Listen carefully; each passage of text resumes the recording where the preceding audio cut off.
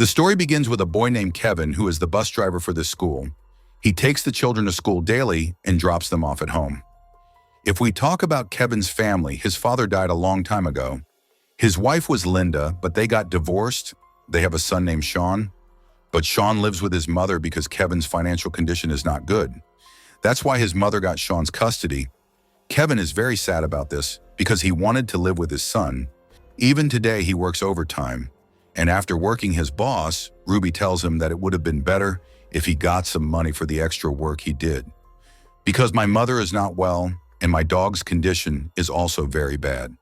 If he is not treated, he may not survive. But Ruby says, look, Kevin, you know that most of the drivers here are old. They run their households with great difficulty. That's why they will be paid before the budget. If you survive, you will get money for your extra work. Otherwise, you will have to wait until next month. Kevin gets worried about this problem. He doesn't have any other job, so all day long he works overtime and tries to take care of his mother and dog. Meanwhile, we hear on the radio that there are chances of a storm with strong winds tomorrow. That's why everyone should be prepared in advance to save themselves. Now Kevin comes home and sees that Sean is at his house. Kevin says, Sean, what are you doing here? You should be in school. Did you take a day off from school today? Look, if this is the case, then this is wrong. You should go to school daily. But Sean, while arguing with Kevin, says that I am not feeling well. That's why I didn't go to school and came straight here. Hearing this, Kevin tries to explain to him that if you don't go to school, you will wander like me all your life, son. How will you handle your family? Can you earn even 10 rupees? You can't do anything. Sean says that I learned everything from you, Dad. Which responsible man were you? Tell me about your time. Such a small thing leads to an argument between them friends. Kevin thought that Sean was lying. I mean, he is not sick, he is pretending to skip school. After this, Kevin takes his dog to the doctor.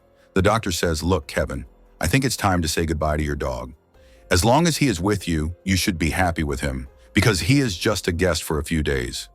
Poor Kevin gets very emotional because when Linda left, his only companion was his dog. The next morning's view is very scary. A strong storm was approaching the town. Due to the strong winds, the power lines break. Spark that comes out of the power lines catches fire as soon as it hits the grass. The wind was already blowing fast. Then it accelerates the fire and moves on. In just a few minutes, friends, this fire spreads so fast that it seems this town will not be visible the next day. The fire engulfs the town while passing through the jungle. After a while, Kevin goes to pick up the children from home to school. First, he checks in at the office where Ruby tells him to finish the work quickly. Today, the mechanic will come. We have to get the bus serviced. Kevin agrees. He had already left with the bus friends. But there is an alert in the area around the jungle. An emergency is declared in the entire fire department. Everyone gets ready. There is a fire in the jungle. All the firefighters reach the scene.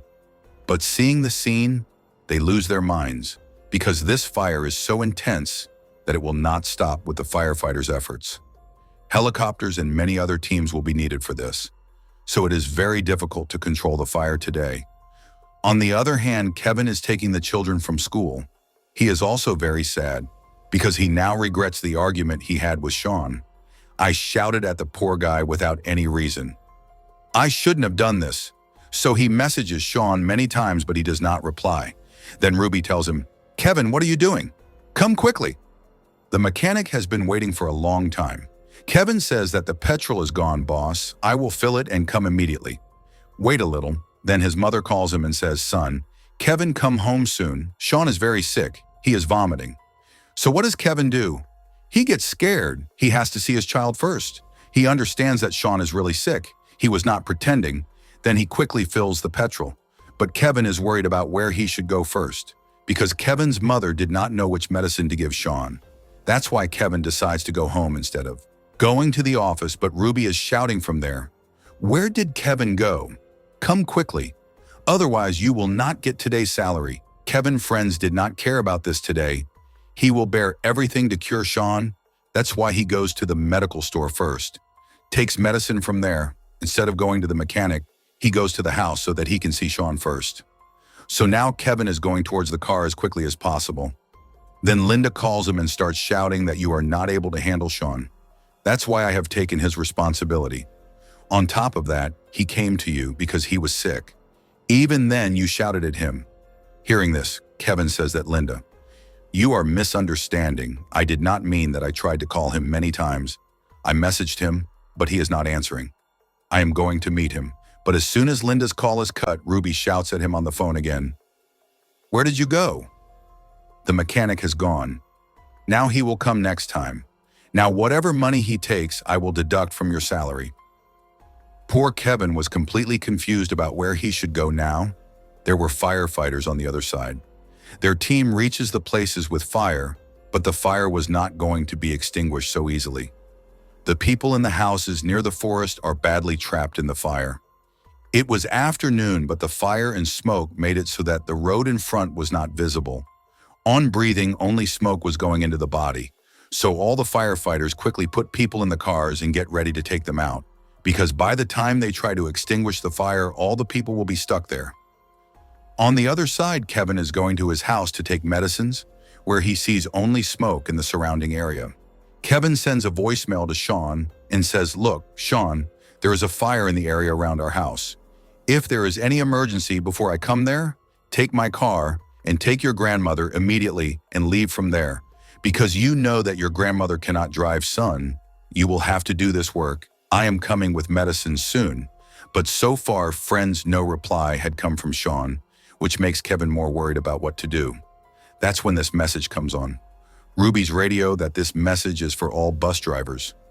Those who have an empty bus or have children in them, do not take everyone to their house because there is an emergency going on everywhere. Everyone has received an order that everyone will go to Chico Depot. The parents of the children will also come there to pick up their children. That's why all the drivers turn their buses towards Chico. Kevin's friends had an empty bus, so he was going to his house first. After that, we see a scene of a school where most of the children were taken by their parents. But there are 23 children whose parents are still waiting for them at Chico Depot. The teachers in the school do not have enough cars to take 23 children to the depot together. That's why a bus will be needed. So the school principal tells this problem to Ruby on the phone. So Ruby says, "Don't worry, I'll send the driver." She tells all the drivers that whoever is empty, answer my message. 23 children have to be brought from school. Kevin was just thinking that some other driver should take the children because he has to go to his house first. But all the drivers are already full with children.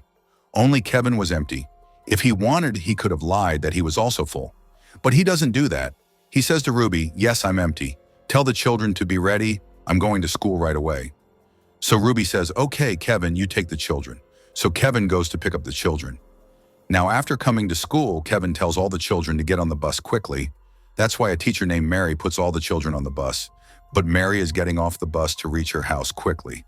So Kevin says, "I will need a teacher to drop the children so that I can also go to my house and save my child and mother. That's why someone will have to come with me." Friends, Mary is also in the same trouble because her poor child is alone at home. If she doesn't go, there will be a problem. But still, she gets on the bus for the sake of those 23 children. But she doesn't tell Kevin her problem, that her child is also at home. Otherwise, he will start dropping the children himself and send Mary to her child, which will cause Kevin to not be able to reach his house on time. That's why Mary sacrifices on one side Kevin and Mary take more responsibility for these children than their families and leave with the bus. But the trouble starts now, friends. As soon as these people come on the road, there is such long traffic that there is no limit to it. Everyone is trying to escape from here. There are more people. Also, one line of the road is completely empty for the fire brigade. That's why it will take from morning to evening to get out of here. So Kevin takes the other way instead of the straight way to go to the depot. Yes, this was a risk, friends, otherwise they would have been stuck here. Kevin, friends, was taking the children. Also, he was worried about his mother and Sean, that if Sean would have left the house, then the mother would be alone at home. But then comes the worst news, friends. The fire department has issued this order that the Chico depot has been completely destroyed. All the parents have been taken to Paradise Town. Whoever is going towards the depot should not go there. Everything is over there. She also immediately tries to tell Kevin through the radio that Kevin, don't go to the depot. Go to Paradise Town. But because of the fire, all the radio lines were damaged. That's why she couldn't contact Kevin. On top of that, the phone towers were also broken. So there was no signal for phone calls, friends. Now there was no way to tell Kevin don't go there. Ruby was in complete tension. What will happen now? She tries every time, but there is no use. So the firefighters are busy extinguishing the fire, friends. Helicopters, etc., are also pouring water from above. But now the situation was such that the fire was not under control. Very quickly, all the trees, plants, roads everywhere, everything was on fire. Here poor Kevin, while escaping from the traffic, is moving towards the depot quickly. How would he know that he will get into trouble there? When the traffic increases a lot, Kevin himself comes out of the bus and tells the officer that there are 23 children in my bus, so please let us go, otherwise their lives will be in danger. But the officers say that there are 23,000 people in this town. So there Kevin starts clearing the traffic himself. As soon as a little traffic clears, people drive the car in front of poor Kevin. They don't see that if that poor guy empties the traffic, he can also come under the cars. Kevin comes back in the bus quickly and immediately moves ahead.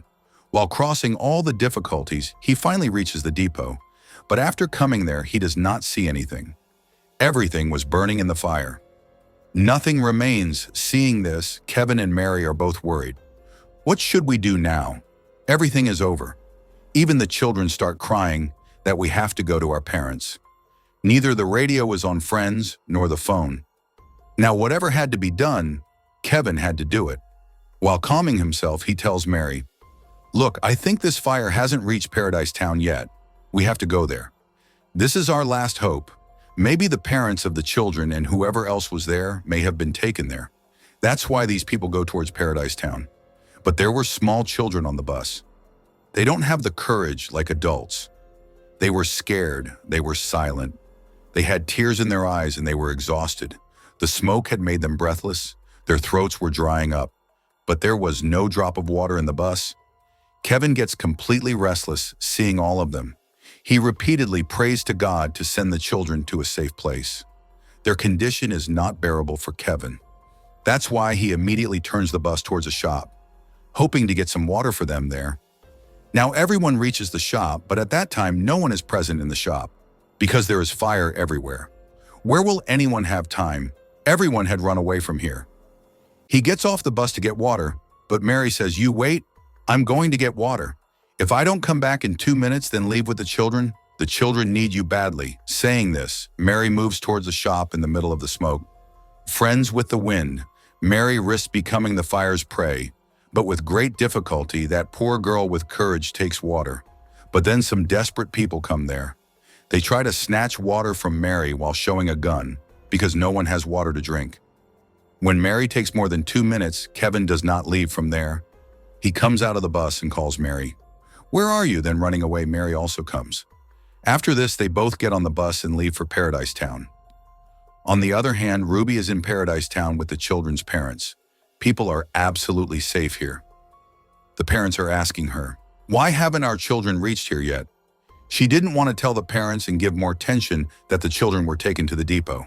So she just tells the parents that the driver has taken the children to the cabin and will come soon. Have faith. Just pray to God that they come back safely. All the roads to Paradise were ruined here. There was fire everywhere. If you want to go to Paradise Town, you have to go through the mountain road.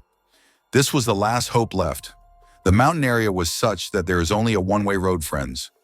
You can go ahead on it. But if you don't pay attention to the road, the bus will go straight into a ditch. But they don't have another option. You can't see anything because of the smoke from above. That's why Kevin starts moving the bus ahead very carefully. But as soon as they come a little far, their remaining hope breaks again because the road in front of them was also completely captured by the fire. Only fire was visible. It was very difficult to get ahead of it. Friends, Kevin also starts losing courage. He tells Mary that we have to stop here. We will not go ahead, otherwise the bus will also catch fire. So Mary says, "What will we do even if we stay here? Will we wait for our children to die? We will have to go back where we came from." But Kevin explains that the road from where we came must have been completely finished by now. Going back means stepping into the mouth of death. There is only one way, which is in front. We can hope that some helicopter will see us and come to save us. So he cuts his t-shirt and makes small masks out of it. He puts water in them and asks the children to keep them on their mouths so that the masks work like a filter and the children don't get smoke when they breathe. This can make them breathe a little easier, friends. But Mary says, what to do now? Just wait for death? I am not worried about myself. I am only worried about these children. I can't bear it if something happens to them. I don't know what condition my own child will be in. Maybe I will be able to see him or not. Then Kevin also tells her about himself. Do you know? When I was young, I fought with my father and ran away from home. I didn't go back for 28 years to meet him, but since I separated from my father, my life has become hell. When I went to meet my father by mistake, it was too late by then. He was not in this world. Today my son must be waiting for me at home. I won't be able to go to meet him. When these two are telling each other about themselves, the fire starts closing in. They have to get out of here. They won't get any help here. If they stop, everyone will die. That's why Kevin has to take a risk. He decides that it's better to die with courage than to die anyway. He thinks of taking the bus out of the burning road. If the bus escapes, his life will be ahead. If not, everything will be over. So as soon as Kevin starts the bus, it doesn't start because something went wrong in the bus. Due to the lack of service, Kevin and Mary get into trouble. The sparks of fire start pulling them towards themselves. Kevin is not a mechanic, but still, somehow he tries to start something. Fortunately, the bus starts. Now the bus was ready, friends, for one last stunt for life. Now we have to see whether God supports them or not. These sparks of fire were burning everything. Kevin takes a deep breath and takes the bus very quickly toward the fire. As the bus was moving forward many times, burning wood falls on the bus, which spoils the balance. But even then, Kevin's courage and everyone's prayer bring success. The bus goes towards the new morning while splitting the fire. Where seeing the sun in front, there is no place for their happiness. Friends, like this, these people had come to the road of Paradise Town. We are also shown the background of how this small bus came here, which was really, friends, goosebump-inducing scenes. Here, all the parents were still waiting for their children to come. So there, Kevin comes with the bus. All 23 children are absolutely safe. Seeing them, their parents become very happy. There were tears of happiness in their eyes, which thanked Kevin and Mary for saving the children. Then Mary sees her son, whom her sister had brought here earlier. Everyone was happy, but Kevin in the crowd of people is looking for his son and mother. After searching for a long time, when he does not find anyone, Kevin's heart starts to tremble. But then his eyes fall on his mother, who is sitting somewhere, and seeing her, his happiness does not stop. He immediately goes to her and asks about Sean. Then she says, son, after you left, he went to his mother's house. The neighbor had brought me here. Sean is absolutely fine and is with his mother. Hearing this, friends, we also feel relieved. Now, in the last scene of the movie, when everyone takes control over the situation, Kevin goes to his house. There is no house here. Everything is burnt to ashes. Here that girl comes to collect some memories. Then Linda comes there with Sean because Kevin was in tension and sent all the voicemails to Sean. He had read all of them, and then he came to know how much Kevin loves Sean. That's why he immediately runs and hugs Kevin. What else did Kevin want? He felt like he had got everything, and his happiness was boundless. After which we are shown that in 2018, there was a fire in California in which 13,500 houses were burnt to ashes.